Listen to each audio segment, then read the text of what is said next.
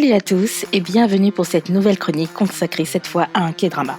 Et pas n'importe lequel, il s'agit de Crash Landing on You. Diffusée fin 2019, début 2020, cette série a été un véritable carton. Une pépite que je vous invite fortement à découvrir si vous ne l'avez pas encore vue. Ce succès a attiré Hollywood qui prépare maintenant un remake. Eh oui, rien que ça. Alors bien sûr, nous sommes ravis que les productions coréennes soient appréciées et reconnues. Mais on a quand même un léger doute, d'où notre vidéo du jour consacrée au fait que Netflix ne devrait pas adapter Crash Landing on You.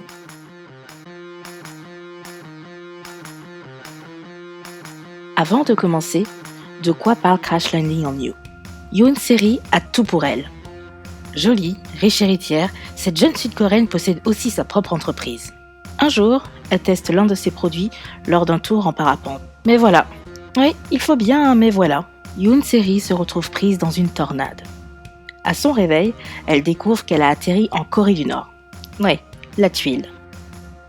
Elle tombe sur un officier de l'armée nord-coréenne, Ri Jong-hyuk. Après moultes aventures, cet officier décide de la recueillir et de la cacher.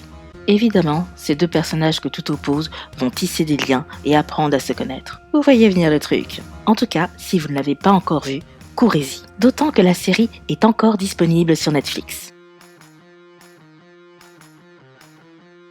Oui, on le sait, les temps sont durs pour les producteurs de séries. Du coup, les investisseurs prennent moins de risques et se tournent vers les valeurs sûres. Des produits qui ont déjà fait leurs preuves, soit dans le passé, où on ne compte plus les reboots, les préquels, les séquelles, soit on se tourne vers l'étranger en adaptant les séries qui cartonnent ailleurs. Alors oui, c'est sympa d'adapter, mais ça laisse moins de place aux œuvres originales. Résultat, au lieu de regarder des séries nouvelles qui apportent un petit peu de nouveauté, on se retrouve à regarder des trucs comme ça, ou bien ça. Enfin bref, vous m'avez comprise.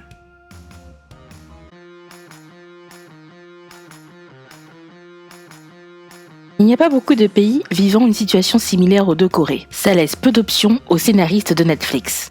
La première idée, c'est de situer l'action aux États-Unis ou dans un pays voisin. Mais on risque de perdre beaucoup en tension dramatique. Car oui, ce qui fait le piquant de Crash Landing on You, c'est le danger de la situation clandestine de Yoon Se-ri. Car oui, en Corée du Nord, ça ne plaisante pas. Si l'héroïne est découverte, elle risque de se faire arrêter, torturer ou même tuer. Ouais. Et quant à ceux qui l'ont aidée, n'en parlons même pas. Ils subiront à coup sûr le même sort peu enviable. Alors oui, transposer tout ça aux États-Unis, c'est un peu léger. Bon, héberger un clandestin vous vaudra quelques problèmes avec la justice. Mais vous avez quand même très peu de chances de vous faire fusiller. Autre option, refaire Crash Landing on You en Corée. Et là, vous allez me dire, quel intérêt? Et en effet, quel intérêt? Ça risque surtout de créer un effet copier-coller qui risque d'en agacer plus d'un. Alors oui, il peut y avoir des petits changements. Au lieu d'avoir une héritière sud-coréenne comme héroïne, on peut avoir quelqu'un d'une autre nationalité, de sexe différent ou autre. Mais est-ce que ces changements arriveront à convaincre? Pas sûr. Dernière possibilité, placer l'intrigue dans un pays fictif, inventé pour les besoins de l'histoire.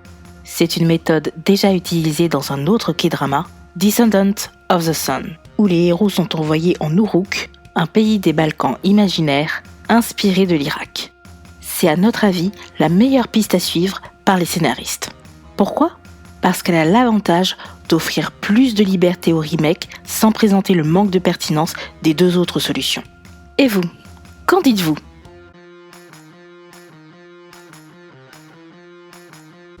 Crash Landing on You a été diffusée sur TVN, une chaîne câblée coréenne. En termes d'audience, la série est la 3e la plus regardée du câble. C'est dire à quel point cette série a été adorée par le public. C'est d'ailleurs ce qui va rendre la tâche difficile à Netflix.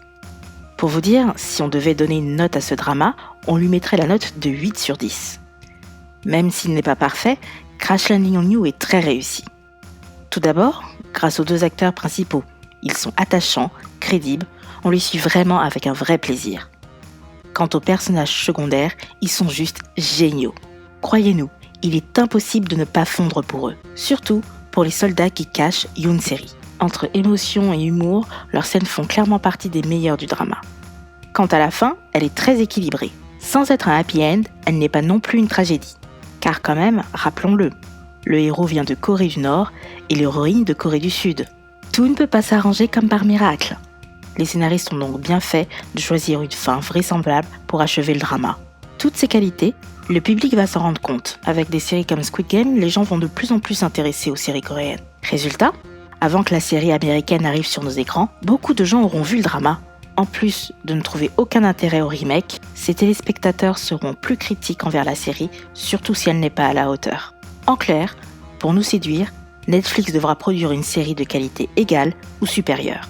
Et ça s'annonce très compliqué, car la série devra reprendre tout ce qui fait le succès de la version coréenne, tout en apportant sa propre touche personnelle pour éviter d'en faire une pâle copie.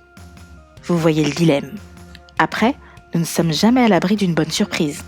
Si la version américaine voit le jour, nous la regarderons pour nous faire une idée, en espérant le meilleur.